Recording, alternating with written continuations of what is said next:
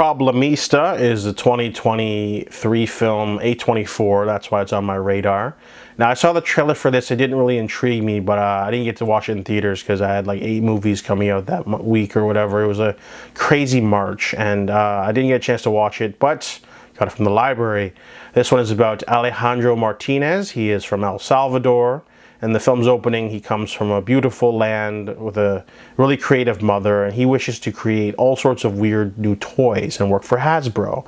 That's kind of like his big dream. However, he works for a cryogenics company and they freeze people, and he's mainly taking care of an artist named Bobby who paints eggs and got all weird. Oh no, he got a disease.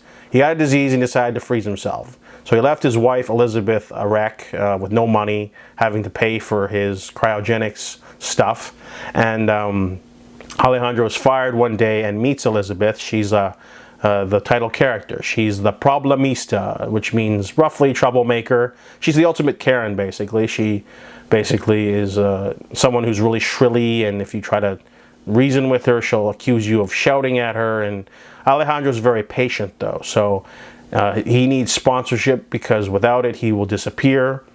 This movie's got a really whimsical sort of air to it, very similar to the Hudsucker Proxy, where there's like this giant room of hourglasses with names on it, and if you don't get a job or a sponsor, you'll disappear, literally. Just, you know, no immigration, just disappear. So they're going for that kind of aesthetic, and there'll be some moments where Elizabeth gets really angry, but she's dressed like a dragon, like a high school play, and he'll be in like cheap armor, and you know he's got to tame the dragon. So a lot of cool little things like that. And whenever, so basically, because he doesn't have a sponsor, he can't work, and it's a vicious cycle. So he usually goes on Craigslist to find odd jobs, and there'll be a woman there, and she's basically a personification of Craigslist. So there's lots of interesting visual motifs, but overall the story, I didn't dig it. It's supposed to be like a comedy, but I didn't find myself laughing. Elizabeth's very weird, and Alejandro has to sort of manage her and to find the paintings and do a show. Everything sort of works out to a hitch, though, and there's no complications. It's almost feels like a wish fulfillment fantasy because everything just sort of falls into Alejandro's lap rather easily, despite him being a very reactive character. Multiple times in the last act, you know, opportunities just line up for him left and right.